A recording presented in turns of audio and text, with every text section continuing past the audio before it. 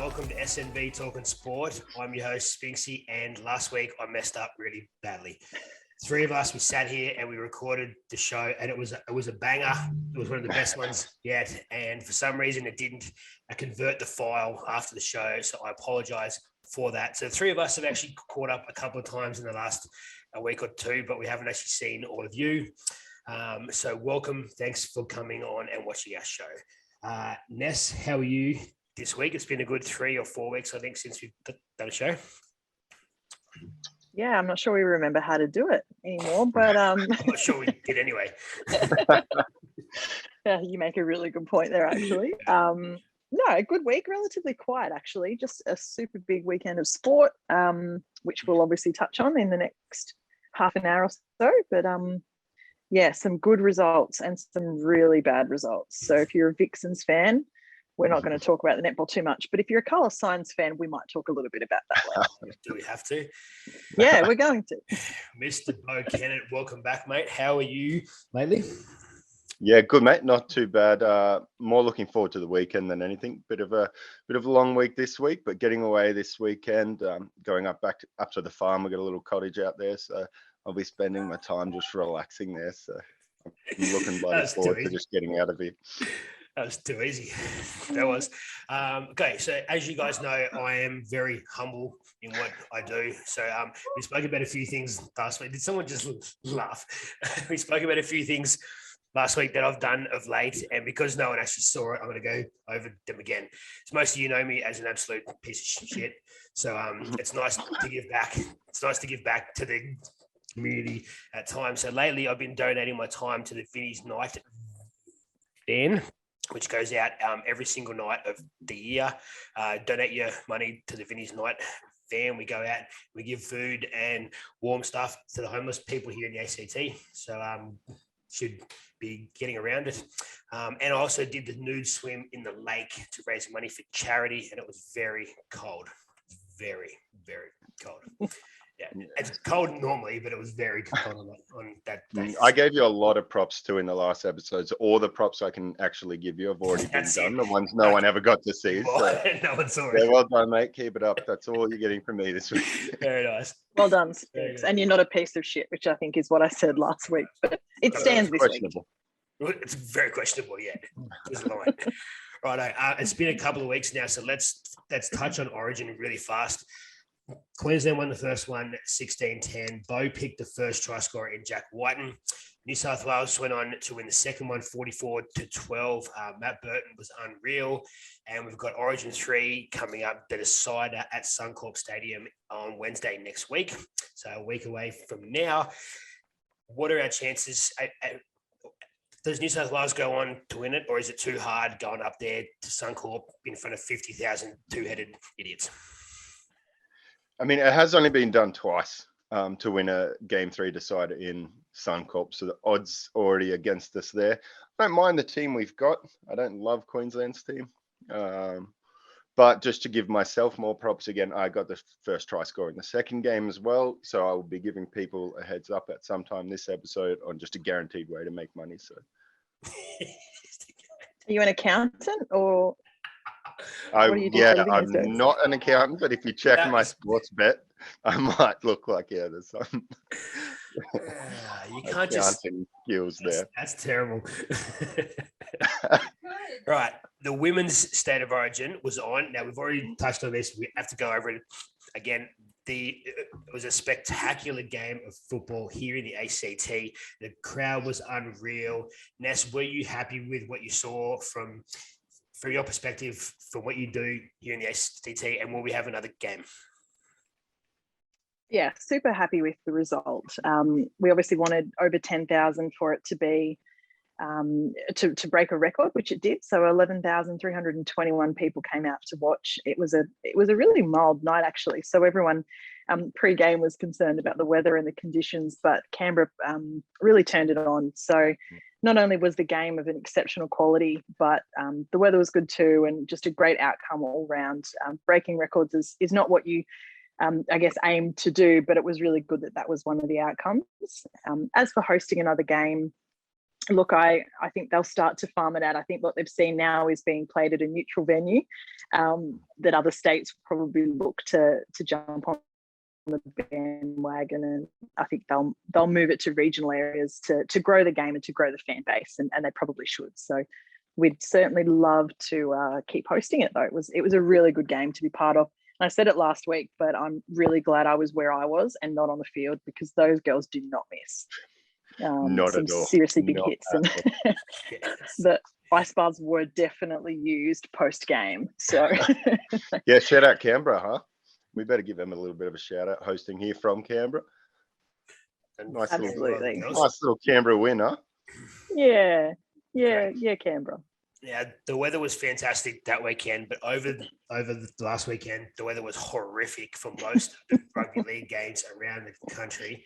I was supposed to go up to a couple of games and decided, obviously, to stay home because that's what I do. That's what you do. Yeah. I do. The Sharks match against the Dogs on Saturday was horrible. It was like being played in 3 inches of water. Sharks got their win, but the game between the Dragons and the Raiders on Sunday was even worse. I think the win was 54 km an hour, and the Raiders were ordinary. But both teams had the same excuse, but the Raiders were just horrible. Did you guys catch Jack Whiten, and how come he didn't get picked in the Origin team? Yeah, I did watch it, mate, and that was an absolute Barry Crocker to watch. I can't imagine having to play footy in that kind of weather. I would certainly, and I'm a princess for the 1000th time I've said on this podcast, there's no way I'd tear my contract up on the spot and be like, I'm not playing in this weather at all. But yeah, did see Jackie Whiten, surely the most unlucky guy in Origin history to not get the call up for game 3. Yeah, our best player on ground, I would say, in game 1, and doesn't get to play game 3, the big dogs. So, and Freddie Fittler's a huge fan of him, loves him as a bloke. Yeah. So super unlucky. And now, Ness, your Roosters are gone. They're outside the 8.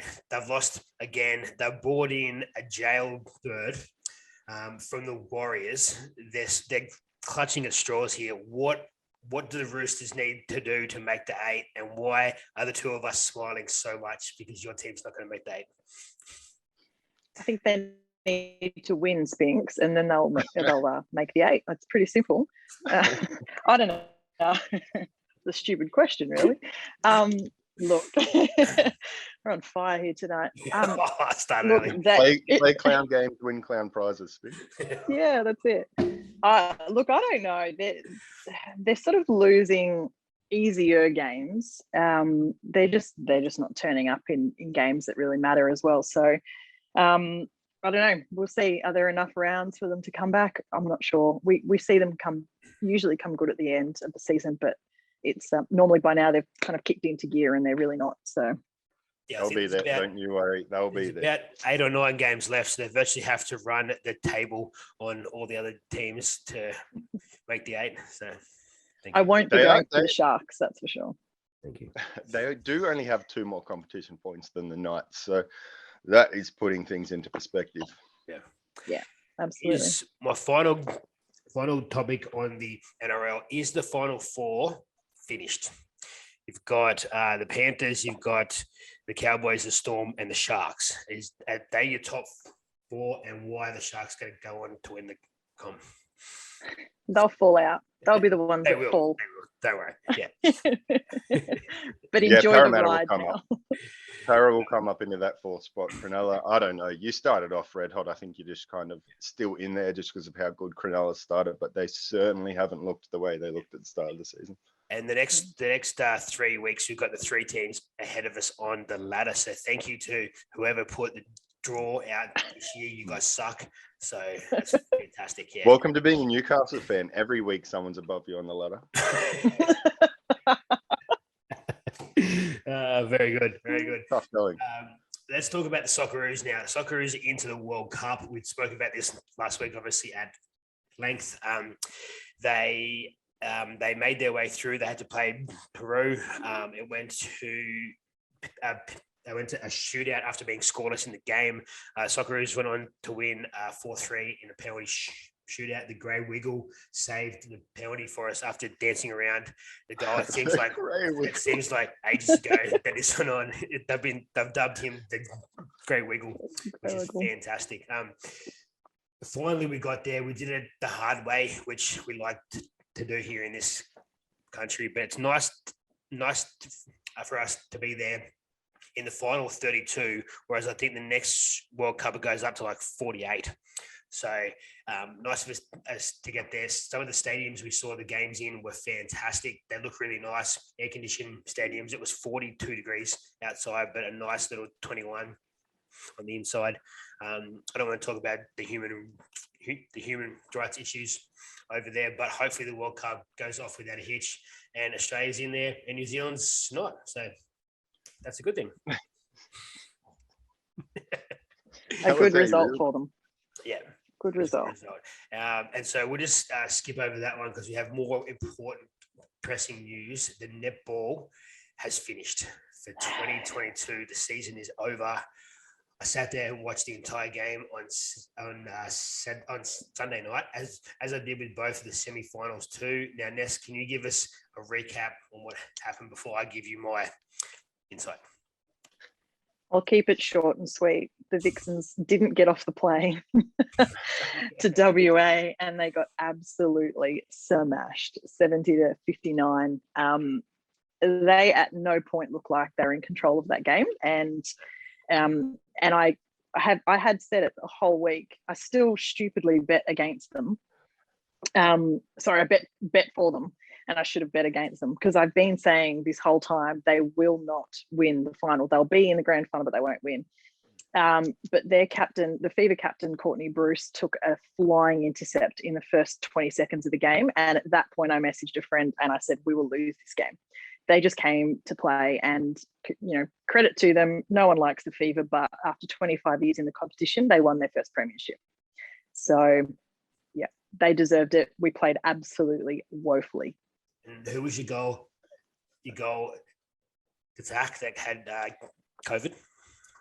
Yeah, and we really missed her. And I actually think the rest of the team really had to rally around one another in the semi-final and the prelim because we really didn't have her because she had COVID. Kira Austin, who is a Diamonds player, she's an ex-Giants goal attack and she's actually a product of the Canberra League as well. She's an absolute gun. And she shot the lights out. So she could not personally have done more coming back from a week of isolation, not having trained and just jumped onto the court and just shot 2 points all day. So she did really well, but the rest of the team did not help. So she beat COVID but couldn't beat the Fever. That's right. Well, you can't. It's a team sport.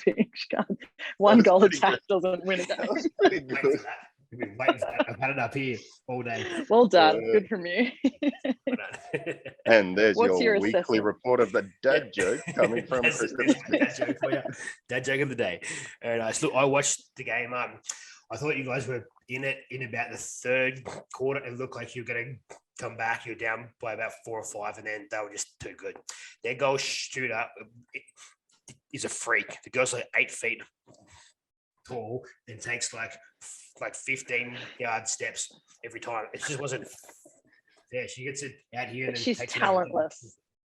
And this is the thing. Talentless. Yeah. She just won the MVP for the Fever for the whole year, whatever. And she shoots like 60 goals a game. But she's 1,200 feet tall. So there's no reason for her to miss a shot. So therefore she's talentless. She's a big girl. Yeah.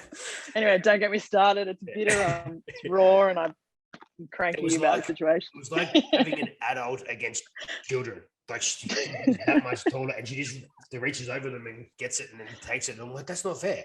Like, my issue with her is that she complains and whinges about she actually at halftime went and spoke to the umpires about the way the Vixens were defending. How else do you defend her?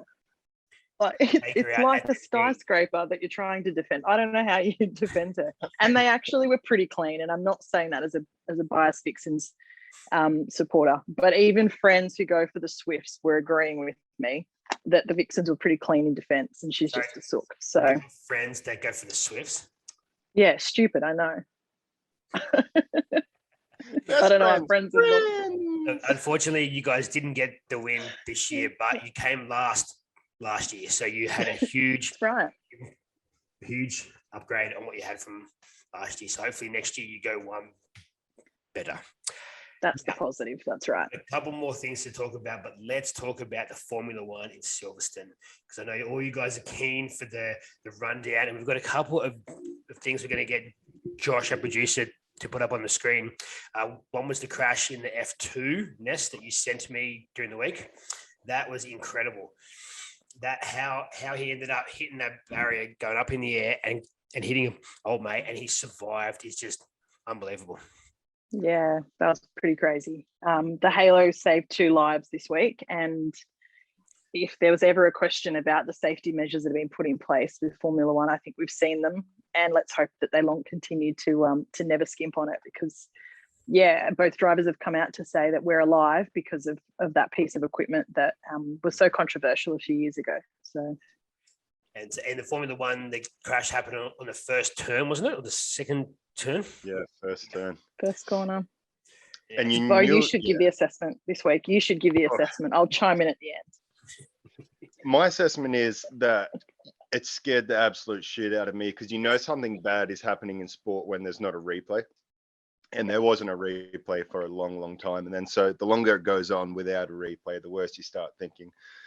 And then you finally get the news that that he's all right, that he's alive and he's walking and all that kind of stuff. And then as soon as that happens, you go straight to Twitter and you can find all the best views of it. But it's shit scary, and it's scary in itself. It wasn't great for the race either, because it took out 5 cars, and just an ugly crash, and which could have been so bad for the crowd, the driver.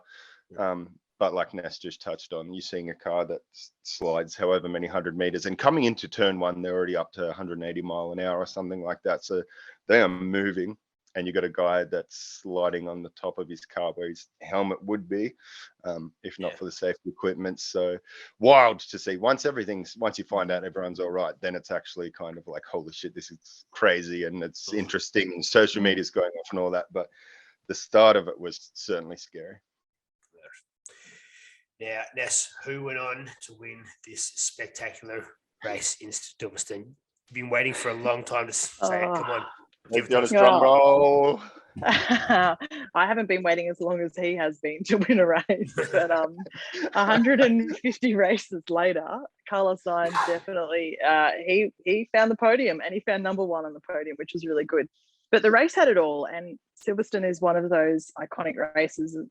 We're relatively new fans, but when I did a bit of research into it, some really iconic people have won this race, which is probably even more special for Carlos Sainz to have won it.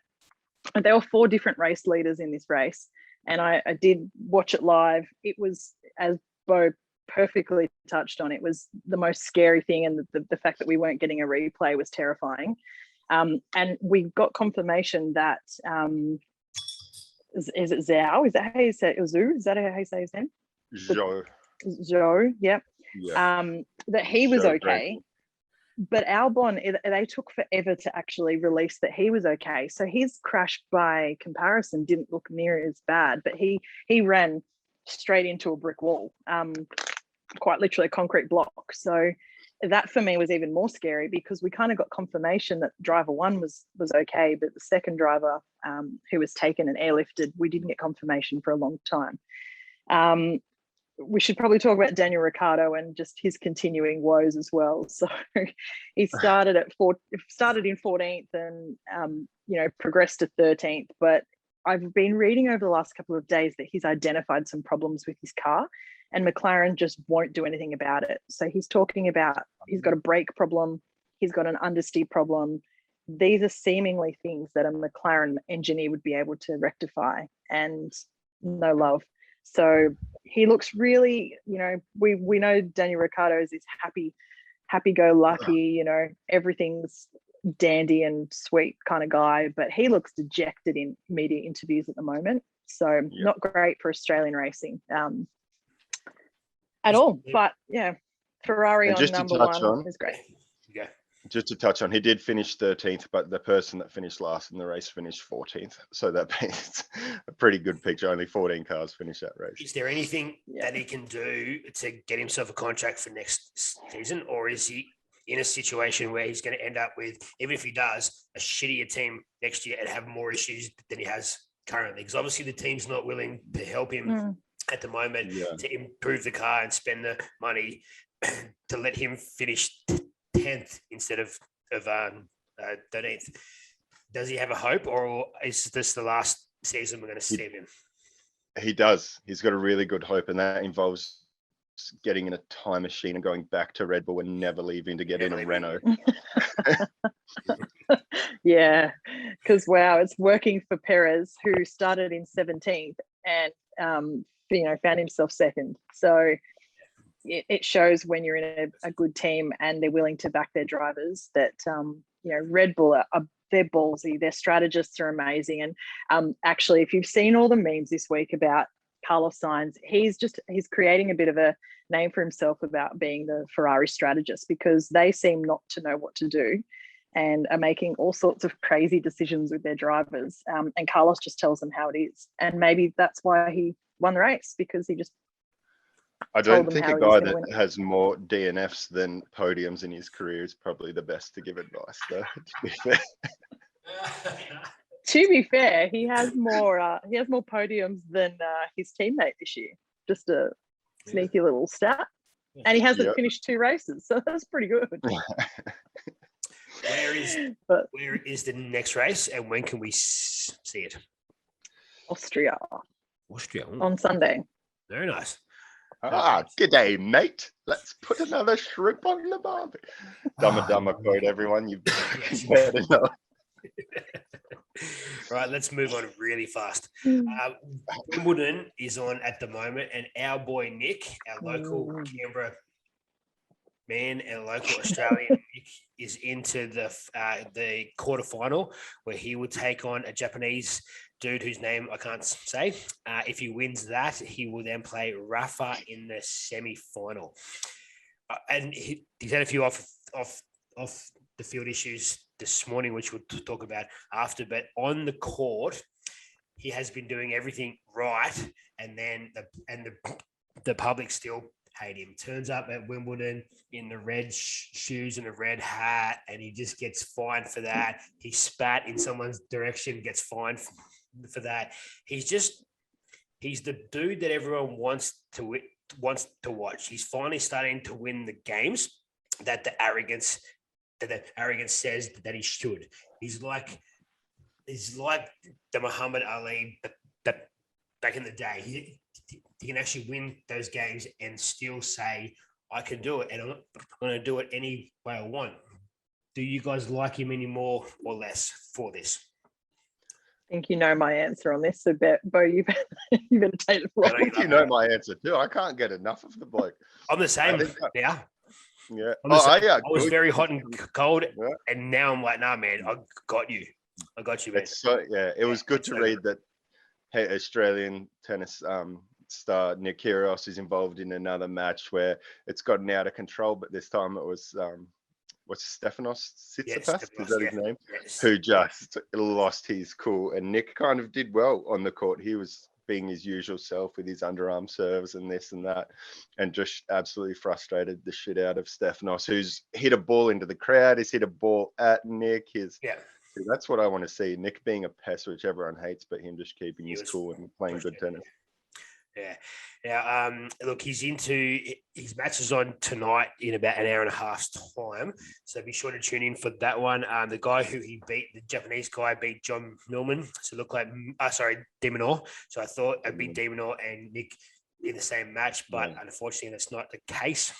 So hopefully he gets through and he'll play Rafa on Friday night, which would be a huge matchup. But it's come out this morning that Nick has assaulted his ex-partner. Now Nick did talk about this ages ago, probably about 4 or 5 months ago, and he said he'll fight the charges. He's done nothing wrong in this case, but she's finally filed the charge against him. So I think next month he's back here in the ACT to fight that case. So however that goes down, hopefully the right result is there. if he's done it, then obviously he should be charged for it. If he hasn't, then obviously we'll hear all that. We'll hear about it then. But at the moment, it's tough to say, but he needs to still focus on what is going on court. So hopefully that all resolves itself at some stage. Interesting timing for ACT Police to issue that right in the middle of Wimbledon. Yeah, well, he's actually. I remember him talking about it 4 or 5 months ago. So he knew this was coming. And so I think, it's a bit of a strange situation, but I believe he's made the quarterfinal only once, and that was the first time he was there at Wimbledon. So it'd be nice if he goes one step further. But he's got Rafa in front of him after that, and then probably Djokovic in the final. So he's got some big company ahead of him. He beat Rafa as like a 19-year-old or something. He'll be fine. I hope Rafa takes it out. Takes him out with it. Nick does. No. To go all the way, maybe. All the way. No. Here next week talking about Kyrgios and New South Wales. That'd be so good. Sweet. I've got the ugly next week, so sweet. Talking about ugly, I watched the Wallabies against England on Saturday night. I decided to not watch the Latrell Mitchell comeback of the season for Souths. I put that on the side, and I watched the Wallabies in England, and what a contest that was. Rugby can be frustrating at times. I've had a love-hate relationship with the game for a very long time, and the conditions just weren't awesome, but the Wallabies had a guy stand off early in the game and went on to beat England, and it looked like beating them convincingly, and they played so well. Now, Ness, I know you watched this game. What did you take of it, and can we beat England over the 3 matches? I think we can, and I think what we've seen from the Wallabies is that they're actually stepping up in the big games. They won that with 14 on the park, so impressive. They lost their fullback in Tom Banks, who broke his arm in what was just a horrific. Don't replay that.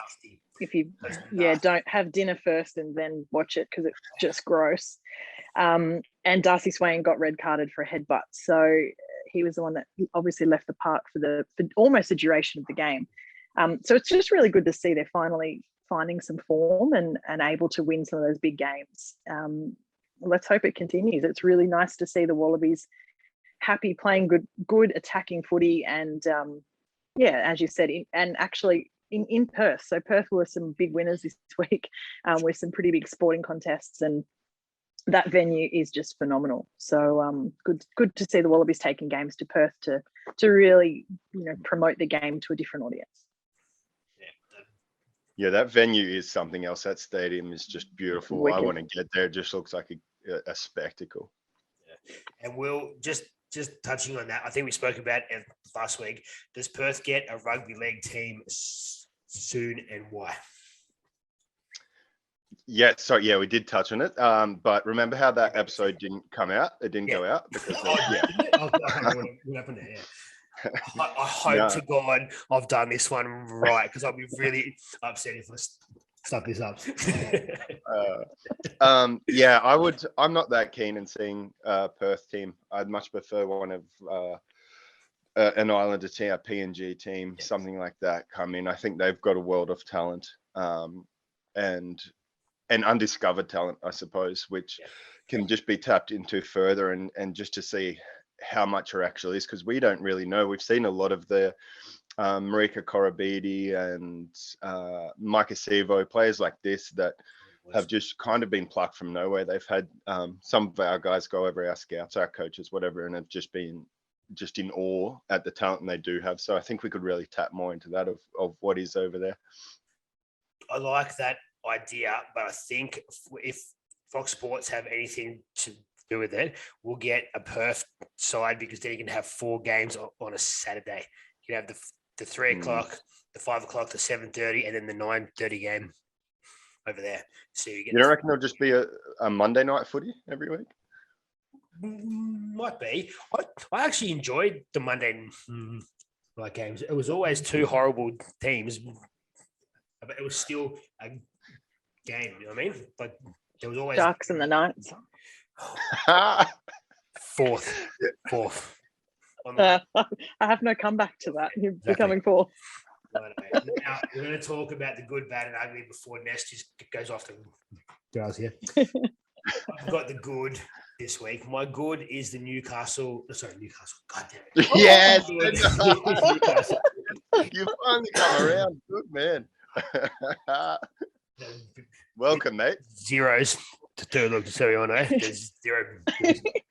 My good this week. You're not even drunk. You can't even blame the drinking. Exactly right. 0 wins. You'll get used to that too. My good this week is the New Zealand Warriors return home for the first time in over 2 years. Now, Josh has the video up here on the screen for us, hopefully.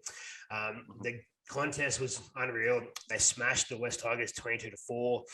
It was just nice to see the fans turn up. They had screens all over the city.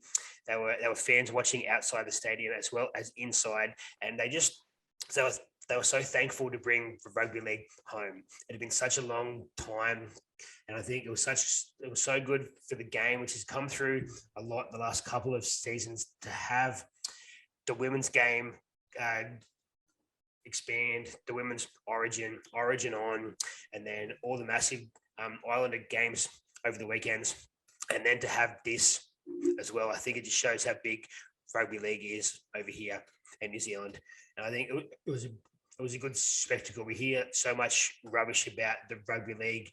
Some of their stars are horrible humans, which they are, but as a whole, the game is loved and it is getting stronger and stronger every year. So big shout out to the Warriors and the people of New Zealand for turning up and showing their support. Thank you. 100%. And just how beautiful it was to see the first try scorer, their captain, the bloke that leads them out, the one they all get around, and he's the one to score the first try of the game. And the first try being back home was written in the stars. Sure was. It was very nice. And now, Ness, you've got the bad for us this week. What do you got? That was beautifully put. We touched on it earlier with the netball, and generally the Vixens' performance is my bad. However, I wanted to talk about something a little bit deeper. Simone McInnes is the coach of the Vixens, and she's arguably the best coach. She's won a heap of awards. But what you actually do when it's just all going wrong in a game and you get into a panic station. So hear me out here.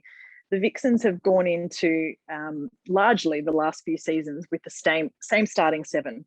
So they stick with the seven, they find a combination and they run with it. All good and well when you're winning games. And last year, they did show faith in their team despite copping a flogging and not winning a single game. But they showed faith in their team because, the result was this year it came good for them.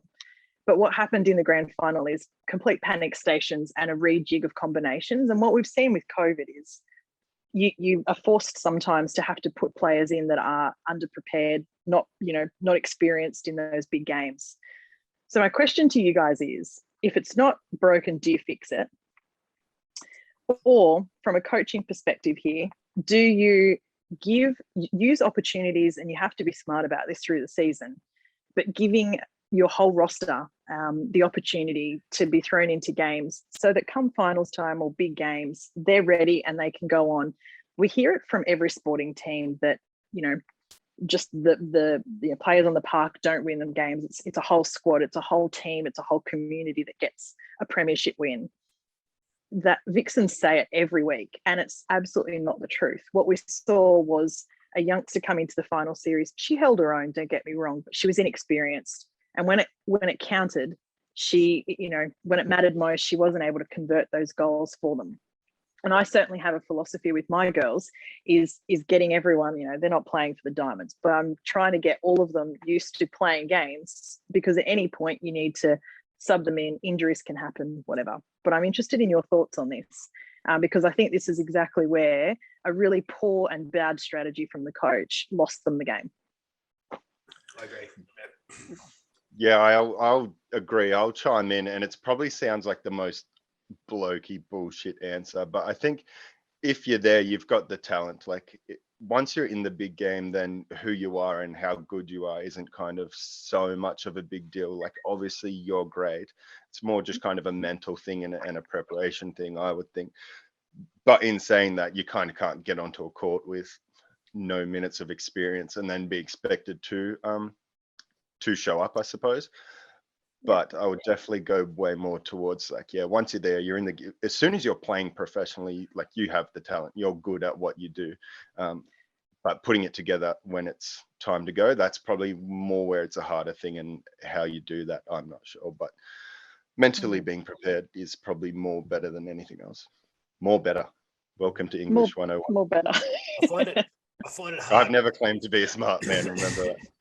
I find it hard because if you're smashing everyone all season and you've got a little bit of a gap at the top of the table, then yes, you should be bringing in those people to get them the experience come finals time. But if you're just outside the 8 or the 4, whatever, maybe the opportunity is not there to bring those in because the team you've got is on that cusp of making it there. So it's a grey area, I suppose. You want everyone to have the opportunity, but also you still want to win those games. So if you're in there, say someone like the Panthers who they win every week, they're so far ahead, it doesn't really matter if you drop a few games. So you've got the time there to bring those dudes in.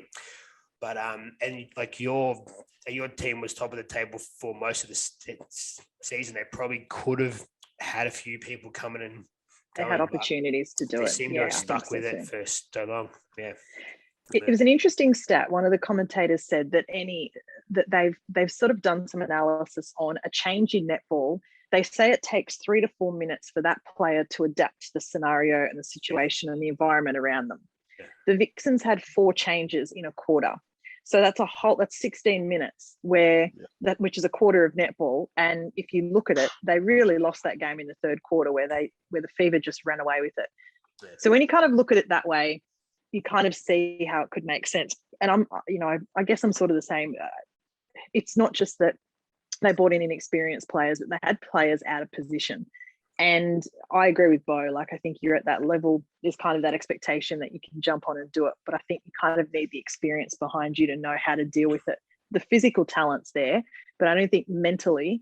And the biggest change was in the shooting circle. And I can say this because I'm a shooter, but the shooters have the hardest jobs. They've got to put the goals into, goals win games. So I sort of feel that they weren't mentally prepared. But what I guess the positive is I'll be better for the experience come next year. 100%. I've seen a lot of netball the last couple of seasons, but I haven't seen the Fever too much. I didn't realize their coach was a man. Yeah, so that's actually a really cool story. I read today, he took an $80,000 pay cut to move to the UK. He was actually sacked as the Thunderbirds coach.